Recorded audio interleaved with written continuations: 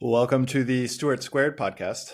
I'm in my home, but now my dad is fishing in a whole other continent, almost not in the southern hemisphere, but in a different continent than Iceland, out in the New Mexican wilderness. Yeah, that So we're gonna have requires to, that requires people to have listened to the last episode, which isn't even published yet. But I was in yep, Iceland last week, and now I'm in a place called Antonito, Colorado, uh, fishing the Conejos River in southern very Colorado. cool. And It's this not is the like I fish Marvel, all the time, but this is my fishing. This has been my fishing time. yeah, in late August, and it's very common, particularly for the French, to do all their stuff in August. But we won't go down that very Vacation, boring pathway. vacation. Yeah, they spend the entire month of August. It's very hard to do business in France during Yeah. August. But let's go into. I have some just like we started this podcast to basically may ask questions about the principles that do not change when there's just so much hype going on almost anything. And this last week, I've really come into some realizations of the strange effects that hype has to do with it. But you've always kind of dealt in this world, which I've just kind of been ambivalent about investing and finance and venture capital, but not just those things, which are kind of a little bit boring, but it's related to innovation, which is really interesting. And you had brought up a preference stack a couple weeks ago, and I was like, oh man, that's a cool word, preference stack. And like there are stacks of preferences as you go through the very series of investment cycles of like seed, Series A, Series B. Can you determine your philosophy as it relates to trying to get a preference stack? Yeah, a preference stack. Wow, you don't really try to get one, but imagine this. You start a company and you expect it to be the kind of company it could be worth a lot of money in the future. Yeah, Um, yeah, so you're not just starting a company and doing your work and making money as you go along. uh, You're actually raising money to make the development of the company go faster. And this is a Silicon Valley phenomenon. It really is. It's kind of where this whole model started. It's been exported to other places, but it's still fundamentally the same, which is that when you start the company, most people would go, "What are you, nuts?" um, mm, and expect you to fail. So there's a lot of risk, and risk is, in the eye of the beholder. But at the very point that you decide to start the company, risk is maximal. And so you try to raise money, and people look at you and go, "You're crazy," but you might be successful. So here's some money. Uh, Now, a professional investor will look at that and say, well, the way to mitigate the risk is to make sure that you can get your money out faster than anybody else. And that's uh, called a preference. And that's the most basic preference. There's many other variations of preference you can get into. But as you raise money and you have preferences, if you need to raise more money, the next people to come in may want to get out faster than the original investors. And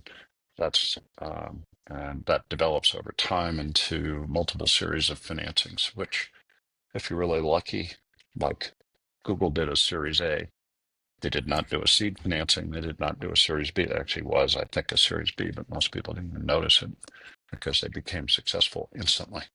Um, and when you say instantly, in the case of Google, it was the second stage was when they found their business model, which was charging for search advertising, which then made them profitable instantly. So they didn't really raise more money, but then there are other companies that raise money continuously, and many of the AI companies are going through this right now, where they're in their series.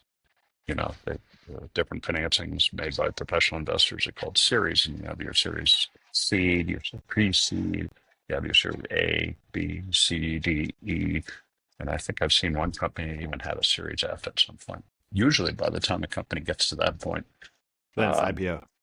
it's making money, Yeah, yeah. or everybody believes it will be making money, it has revenue. And it might be growing rapidly, and people are going, okay, well, still keep taking a risk on this company. But if by the time you've gotten to Series C and you haven't generated any revenue, even, independent of whether you're profitable or not, um, most investors will give up and sell the company or do something Mm-hmm. else. So there's a lot behind all of that, but that's this basic scenario. Yeah, and it goes into a lot of the things I've been trying to figure out it reminds me of economic rights versus voting rights. There are two types of rights that investors have when they invest in a corporation. There are economic rights, which I think you're talking about with preferences, and then there are voting rights and voting about what happens. What do you ever look at the corporation's bylaws? Does a corporation Oh, yeah. ever? Yeah. We usually What are write the them, most? actually, or our lawyers will write them. But Interesting. uh, um, bylaws are required by the state you're incorporated in Yeah. to kind of set the rules for running the company. Um, they're usually pretty simple, actually, but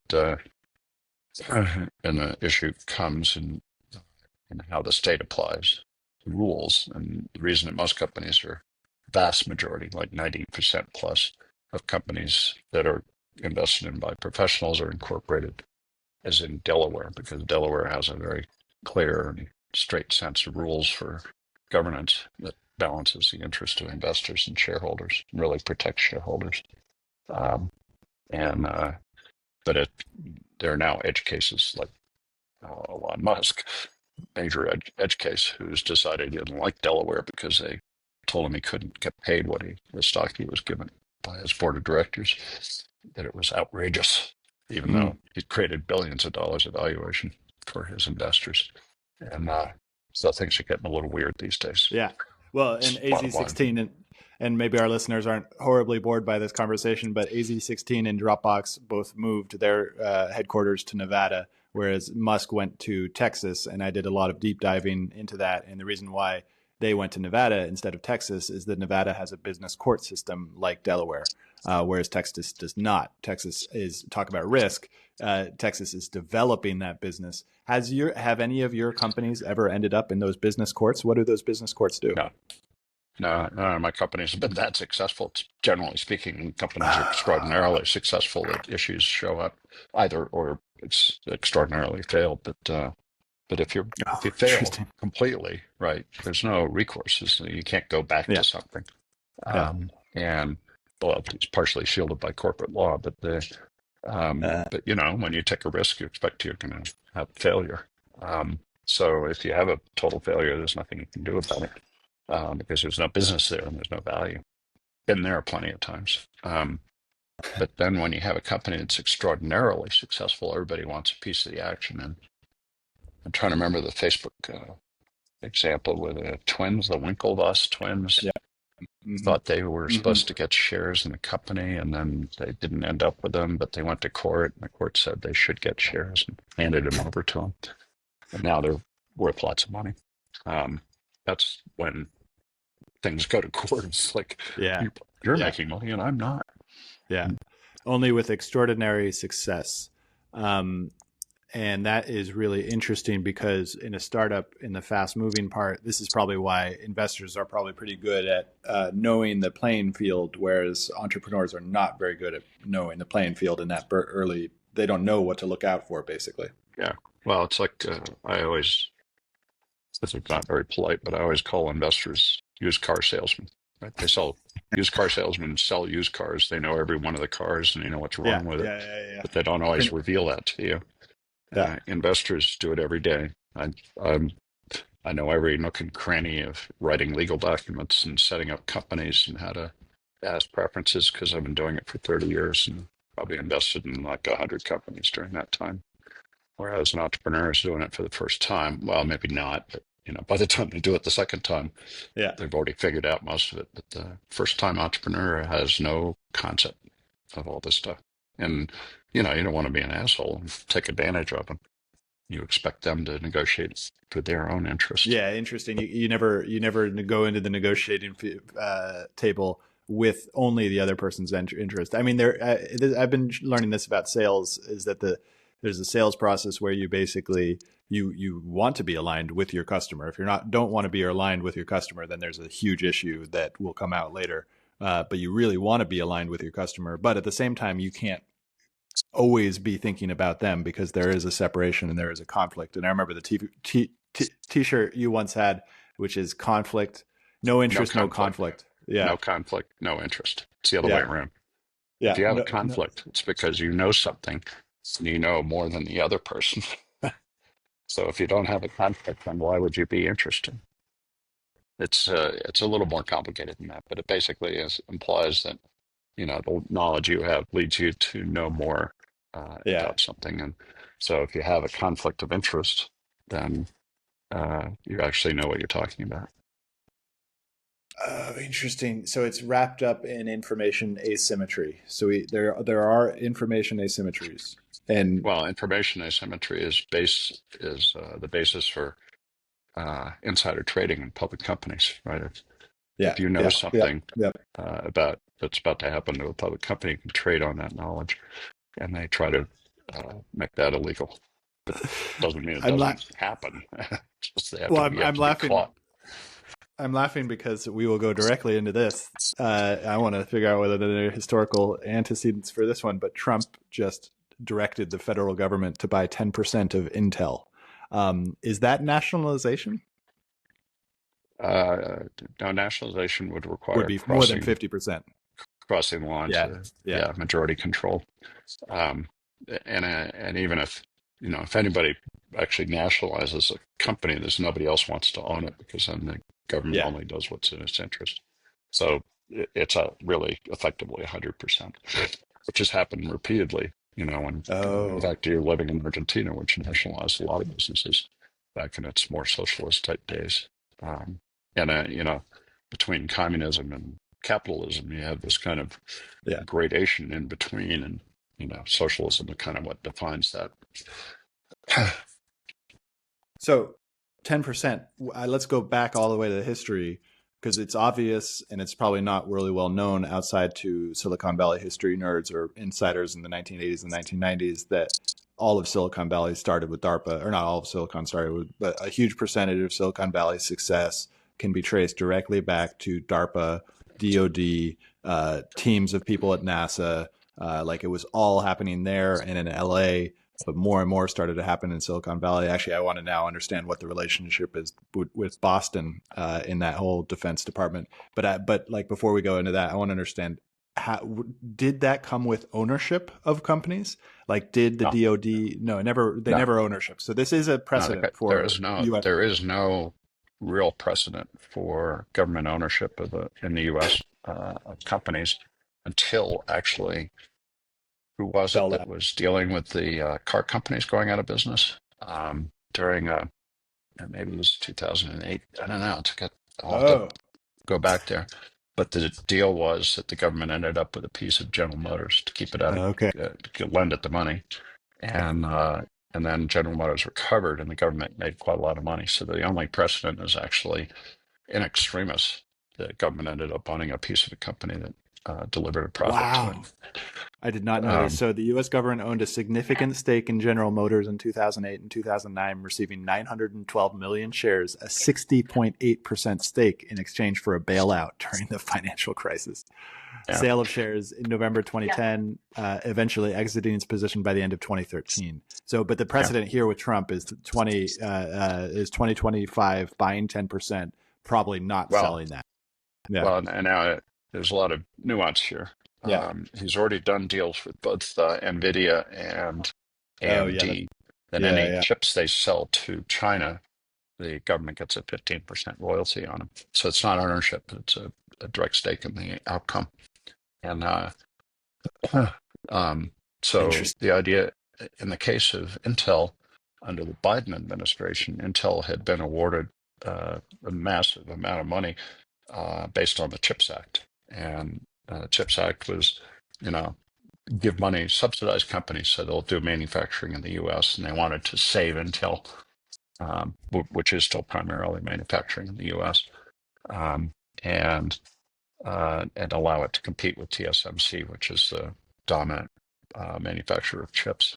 And so that money, they'd already gotten some of that money. I don't think they'd gotten all of it. And what's going on is that Trump said, okay, if we're going to give you the rest of it, we're going to own a part of your company. Okay, that's brilliant. Okay, yeah. So, oh wow, they have a secure enclave program. So, under the Trump administration, funding for the CHIPS Act was awarded to Intel through the Biden era Chips and Science Act, leading to a $5.7 billion grant and a separate $3.2 billion Defense Department award for a secure enclave award. Okay, I got to go into this rabbit hole because I just found out about two vulnerabilities in both in Intel chips and in Mac M4 chips or M chips that basically I now think that the U.S. government already has a backdoor into any No, 2007 no, after nope. 2007. No, no. Absolutely not true. That would be conspiracy theory. It's just not true. But how do you know if it's not true?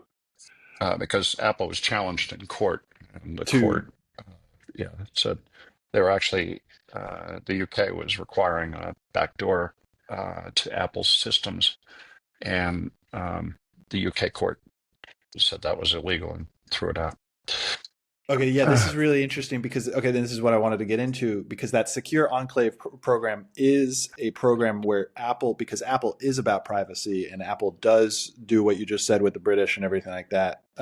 But they're building secure enclaves, which are chips that have no potential for being corrupted Well, or accessed. to the degree that anybody can say no opportunity. I mean, hacking is well, in digital terms, an age-old process of beating any security that people come Yeah, up with. yeah. So maybe they can get in, but so far there's very little evidence anybody's been able to hack the Mac operating system or the iOS, and that they're relatively safe compared to Windows, which people are hacking all the time. Um, so it's always a moving target, but so far Apple appears to have been in a position of actually protecting its users' privacy and security. I wish I could find my specific note that I made about this conspiracy theory about 2000. Every CPU after 2007 has a backdoor in it because it specifically goes into the technical vulnerability both on an Intel and an M4 chip. So there was a vulnerability, but whether that vulnerability has been exploited or not is Or fixed. Right. or fixed. Yeah. Yeah. I mean, Apple updates its operating system pretty frequently, and many of the updates are only related to security. There's no other change they're making because people are trying to bang on the Yeah.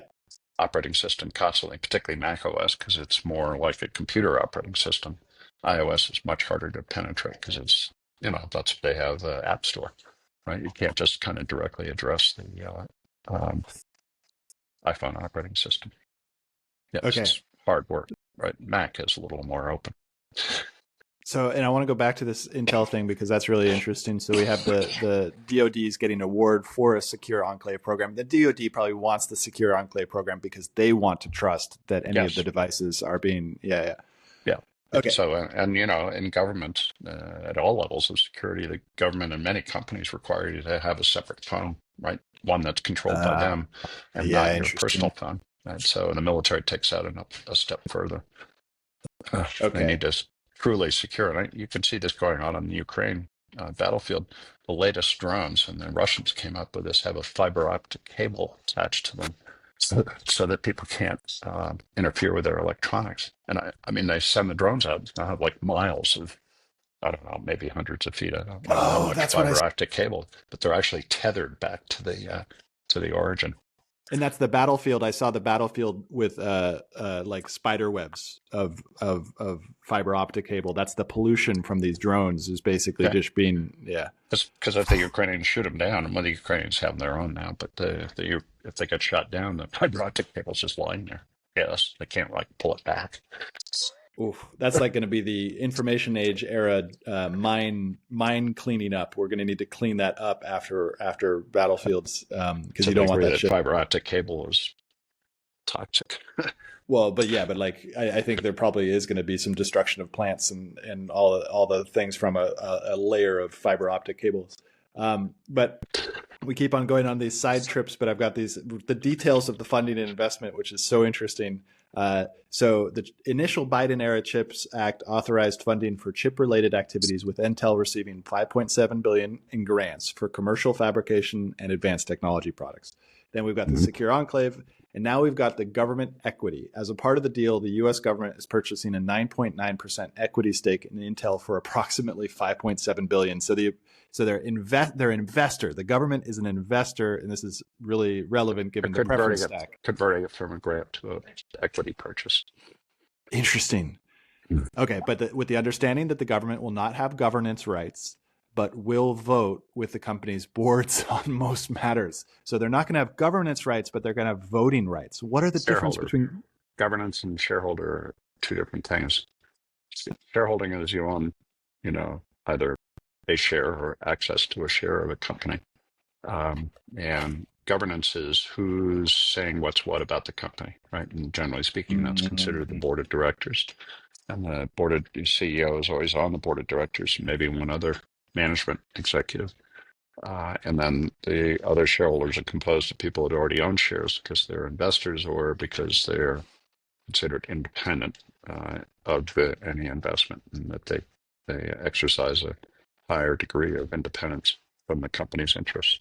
And the penultimate of that side of it is that there is usually a lead independent director, otherwise known as a lid, who is the sort of shareholder chairman of the board, right? Who is not an investor and not working for the company. And they lead the independent directors as a separate entity inside the board. I mean, we're getting into the details, but basically the board of directors is supposed to exercise governance. And historically, most boards of directors just did whatever they were told to do and didn't exercise much governance. So there was a time when the SEC kind of went nuts, suing everybody, which included your Uncle Joe, for mispricing their shares because the board of directors sets the price for shares. And the result of that was they passed legislation that, among other things, held the CEO and the CFO personally responsible for any malfeasance in the pricing of shares and other governance items. So now it's much more complicated to futz around. Man, it's so complex. It feels like it reminds me of the fall of Rome and the Byzantine emperor and all the emperors who came into the Byzantine emperor and essentially tried to figure out this giant system and mangle it in a way that basically allowed these things to continue on with some sort of simplicity, but it's not simple. It's like highly complex. Now you have Intel owning a 10%, and they get. You mean U.S. owning a 10% interest in Intel? U.S. as we call it, U.S. government. I don't think that's a fair comparison because when you go back to the Byzantine Empire, the Romans, the Greeks, or whatever, or even all the way through history, life really started to get complicated when everybody started specializing in the Industrial Revolution. And so the past 150 years, about explosion of complexity. You have factories, and you had labor, and then you had management. Management itself had shareholders, and blah blah blah. So that's all the complication.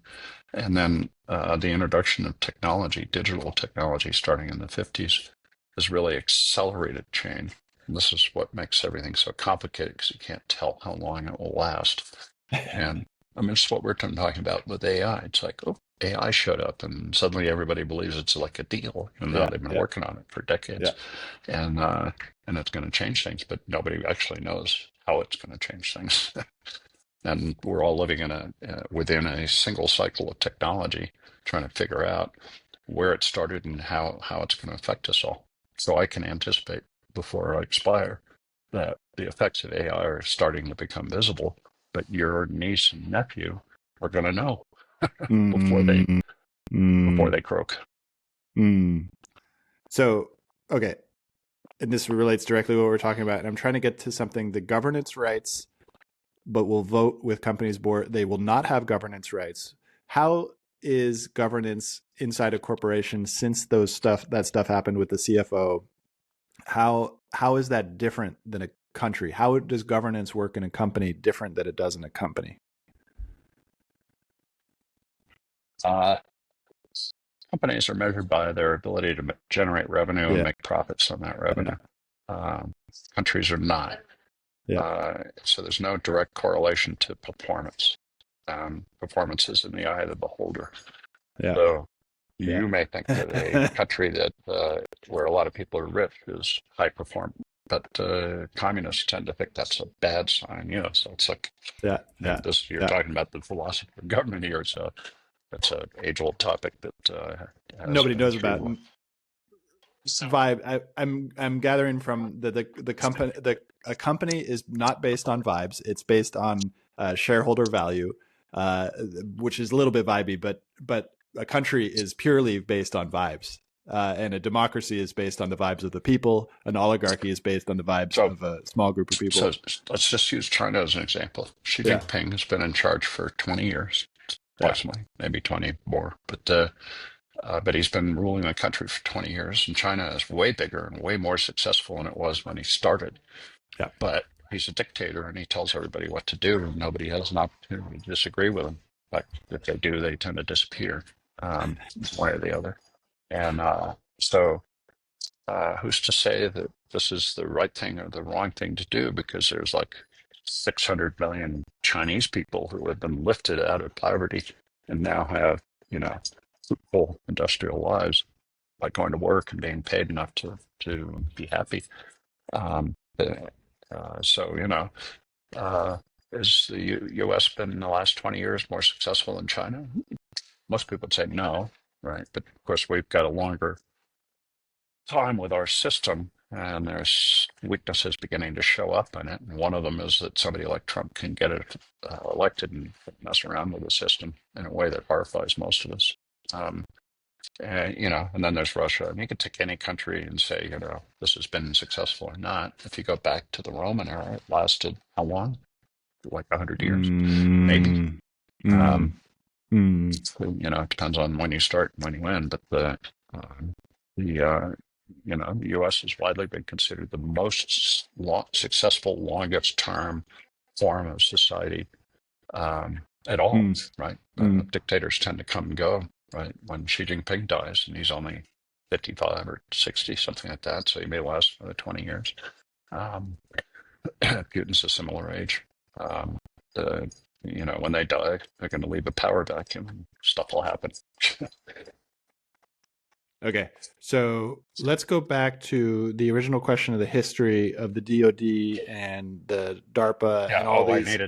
I needed to modify some of what you said there, because it was actually originally ARPA, the Advanced ARPA, Research 1960s, Projects Agency, which was not necessarily part of the Department of Defense, but then it became DARPA, which is the Defense Advanced Research Projects Agency. And I think ARPA might have continued and then modified into something else, but DARPA is the one that's given credit for the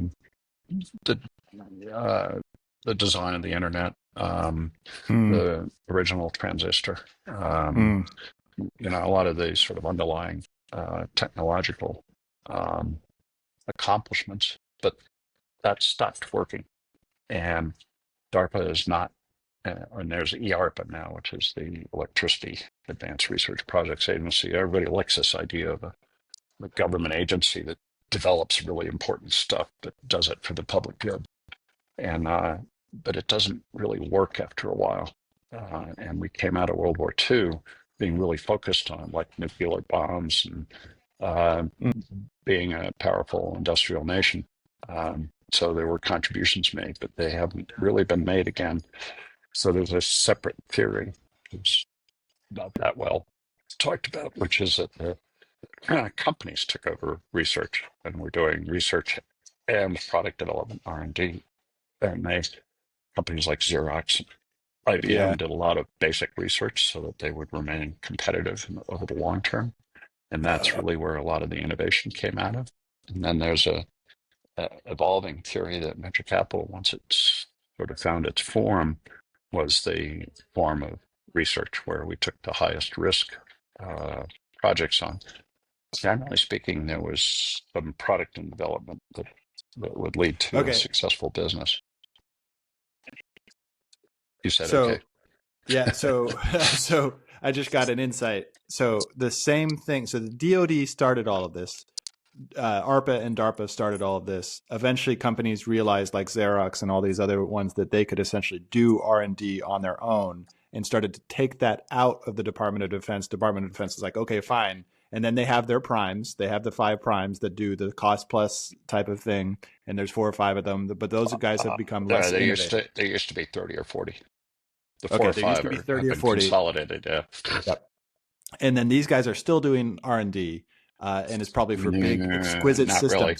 Exquisite systems, really. Right? Okay. I wouldn't call it R, right? the difference between R&D is very important. One is research into basic principles, trying to figure out new stuff. D is developing a product. Yeah. You know what Yeah. you're trying to work on, right? And there's a schism between the two. And this hammered Xerox because they set up Xerox PARC in Silicon Valley, thinking that they could harvest all their innovations on behalf of them, but the rest of the company was resistant and that never made it across. So Apple and Sun and other companies benefited from Xerox's research, but Xerox did not. Okay. So So it's a tough thing to do this thing where you're thinking basic thoughts about how things should work and then turning it into a product. There, this has been yeah, the sort of source of all problems in tech companies. Is and the what's the primes have difference lost between that, right? The primes have primes lost do the not ability do to it lock that. anymore. No, Okay, no. but now Anduril is trying to do it. Is Anduril doing Yeah. it? Are all these other guys Yes. doing it? Well, yes. And there's Anduril's kind of leading example. Palantir likewise, but it's all software. Um, the they're the leading examples, and both funded by Peter Thiel and the Founders Fund. And but other people have observed that this is going on and want to get in on the action. So there's a whole bunch of startup companies being funded by venture capitalists in the past 18 months, really 24 Mm, months, and really triggered by the Ukraine war because we're mm, sending our exquisite systems over there, developed by Lockheed Martin and Raytheon and Northrop Grumman and can't remember there. the other two. Um, Yeah. and we're sending them over there, and they're horribly expensive. And meanwhile, the Ukrainians are running around with drones Yeah. and other innovations and holding off this massive Russian army with 10 to 1 people and 10 to 1 not amount of money, and the Ukrainians didn't let them take over. And so people are going like, well, maybe war is different now. That's Mm, the fundamental conclusion. And so now everybody's really into different war. Stop doing these huge systems, which we were really good at. We have 11 aircraft carriers, 10 in the field at any one time. We have 70 jets on every one of those aircraft carriers. We can project power everywhere. This was the right way to do things. It's the way we did it. But now it's not. And it's not clear what will be the right way going forward. So, mm. Okay, and then it's really interesting because what I'm learning from this is that essentially we have the attention of the country has now shifted, and the vibes-based governance has now started to realize, oh, we need to get into this because we're fighting our first war for a really long time, our first kind of real unstoppable war that isn't an all-out slaughter on the United States part, just like total we can project force anywhere in the world. We cannot project force against the Russian drones. There's no way to do it. So the Ukrainians are innovating. The U.S. is innovating. Now you got Israel innovating. So they're all sort of, yeah. The Houthis have figured Yeah. out how to buy cheap missiles and shoot them at the ships in the Hormuz Strait or whatever it is, and affect world trade. So they've gained power by that. So Mm, so everything's on the table. Nobody really knows how to fight war. Everybody's got an opinion, and so drones, automatic. I mean, drones are a big deal, but drones are not just like little helicopters flying around with dropping bombs. It's also like uh, automated vehicles. So they're developing undersea AVs and they're maritime AVs and tanks that are, uh, sorry, got distracted. So everything automated. So now the idea is how many soldiers do you really need? Do you really need soldiers to fight a war? Do you need to, and Russia's proving that that's pretty much their only way of beating the Ukrainians is sending in hundreds of thousands of troops, fresh troops every month. Right? They've lost, I think I saw that said they've lost 200,000 troops, and the Ukrainians have lost like 20,000, which is a big impact on Ukraine because it's a mm, smaller country. But the Russians have always done this, not just throw hundreds of thousands of people at the problem, mm. which they're still doing. Okay. So they're as out of touch as anybody else, and they're learning lessons from the Ukrainian war as well. So they're the ones that came up with the idea of attaching a fiber optic cable to the drone so that you couldn't mess with it electrically. So this goes right back into this Intel 10% stake thing because now that government realizing they need to get governance, or they have no governance rights inside the company, but they'll vote on the company's That's board. just no, just back off. That's just Trump. Trump wants to make money, and it'd be better if he made money himself. Oh But yeah, because he just there's also the there's no crime season. Yeah, yeah. I mean, you get into yeah. the cryptocurrencies and all the things he's doing in that regard, and I mean, he's a shameless promoter of himself, and wants to make money. He wants to have more money when he leaves office than he had when he joined. Oh, there's another It's piece like of news. it's, Another piece of okay. news related to that. 100 million, I believe, $100 million purchase of bonds. Trump Media or whatever, one of his corporate entities has now gone in and bought $100 million worth of bonds for. I was trying to Bond analyze, yeah, bonds held by whom? U.S. bonds. Let me go make sure, fact check myself. Trump Like bought. there's bonds and treasury. Treasury deposits are different than bonds, but I don't know. Okay, I found it. Gets into the Yeah. part. Trump buys more than $100 million in bonds since inauguration, disclosure shows. Please give me the right. Corporate debt holdings include Citi, Wells, and Meta. Okay, Okay. yeah. So it's corporate Yeah. corporate bonds Corporate debt. more than, Yeah. yeah. Trump has But no I role mean, in investment. does he know any more about those companies than anybody else? I mean, other people buy bonds in those companies too. So it's like if he's using, do you say 100 million? I mean, Yeah, 100 million. company 100 That's a million drop in in the bucket. company, state, and municipal bonds. So no, in that is the only federal bond the Treasury. Is that the only federal bond? I, I don't think so, but this gets into the area I don't know that much about. Okay. High finance.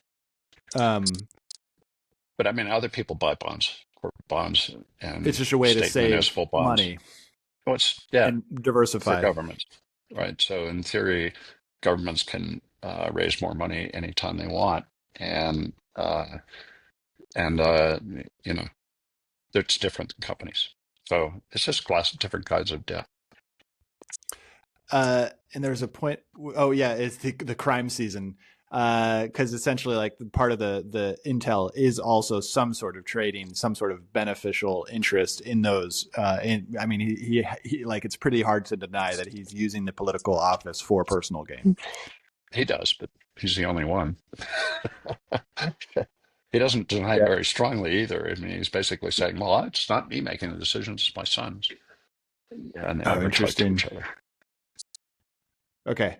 So last 10 minutes or so, let's go into the AI part of this. Because I want to go into, I'll share something that I think is important that I learned recently about this hype thing.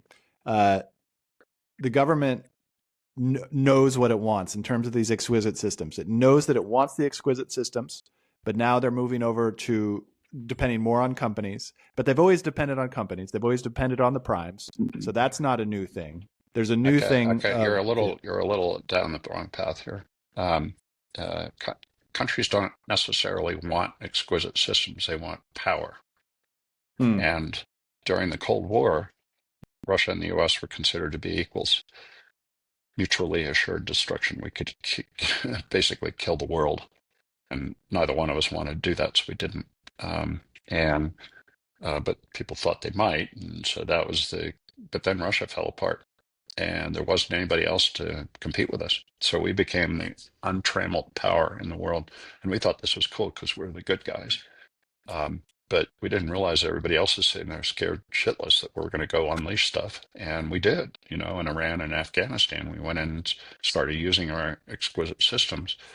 Of course, the Taliban, and I can't remember what it was in Iraq, but they, um, were guerrilla fighters.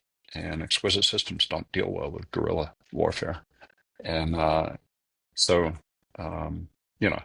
this is all evolving, right? So in the future, if China really is now the problem and it's been able to arm itself and become wealthy over the last 20, 30 years, then what, what will win, right? They're building aircraft carriers, they're building bases, they're being able to project power themselves. And, for us to stop them would require us to go to war with them and to try to shoot down all their stuff and destroy it. And we're not willing to do that because there's some chance they may not come after us and it'll just be kind of military and economic competition, which, Mm, if you remember, from 1946 until, with the small exception of the Korean War, until and the Vietnam War, these were regional conflicts, Yeah. but there was no world war. Right? We Yeah. all felt safe in non-conflict regions, which was all of Europe and Safe, all of the U.S. except for the specter of total destruction, which Potentially, yes. created very interesting cultural changes. But now we could be in that with China. We could be in it with Russia. We don't, we've the last 4 years, everybody was like very scared about all these proxy wars restarting because they're like, oh, that's going to lead to world war. Hasn't led to world war. Israel attacked Iran, probably will attack Iran again. But it didn't. Israel and then India and Pakistan both started fighting. It didn't lead to nuclear war. These So it's like, small yeah, conflicts, I mean, the Sudan and other places, there are people being killed all the time yeah. in But nasty ways. there's no specter that we all think is going to happen because it happened in the past twice Well, with right World now War there One. is. We believe that the next world war will be started by China Yeah, when there's they a feel they're scenario. sufficiently powerful. Right, and this is the great power competition. Yeah, It's actual phrase. You can look it up. The great power Thucydides. competition, and which is, America knows that it could beat China right now at a huge cost because we've let China catch up close enough. We can probably still beat them, but probably not necessarily. And so the longer we wait, the more likely China could kill us. And so when we get it, then we're into another Cold War. Right? We hope it's cold. We hope it doesn't go hot, but that is now the basis for competition between countries in the world. We So at one point we were all thinking, no, we're all going to get along. The Chinese yeah, elect capitalism, and yeah. everybody's going to be happy and safe. And now it's not, and that really wakes people out. Uh, so last question: how will the AI play into this? What role does AI, as it currently is evolving into, in Yeah. terms of these LLMs? Well, the autonomous vehicles, AVs of the world, can be powered by AI, can be autonomous, right? Mm. You don't really need humans to do them. And Musk is sort of trying to prove that by turning his Model Ys into AVs, and right now in Austin, but he's only got 12 of them going. But, people are taking rides in them. Feels pretty much like taking a Waymo, which also operate in Austin. So it's the only head-to-head place you can compare. And, there's still Zoox and others out there. And apparently there's companies in China that are doing it successfully, AVs. Well, apply that to the military. Ooh, Mm. Mm. we've got the AI and the control systems that deploy weapons and resources. And so is it like the Russian AI versus the American AI versus the Chinese AI? Or what role does AI play in conflict, which historically have all been managed by human beings trying to communicate with each other? Mm. And that really comes into mind that essentially the borders will start to become less porous, I imagine, because what's the main problem with the U.S. border is it's a long border and they're trying to build a wall, but the wall will be digital. It will be an autonomous drone system that And will. that's where Anduril started, by the way. The Oh, very first product they had was, I think they call it VBS, but virtual border security. And they started putting not drones, but sensors on towers that could look around and say, oh, there's like 5 Mexicans here coming across the wow. border, and then tell somebody to go stop them. Much more effective than trying to field agents along the That border. was their first product that got them into this defense contract First business. contracts for Customs and Border Patrol. Now they're in, they got contracts in every department and companies. No, not companies yet. It's all defense. Oh, Other interesting. countries, though, they are selling to other countries. They're selling to Ukraine and Interesting.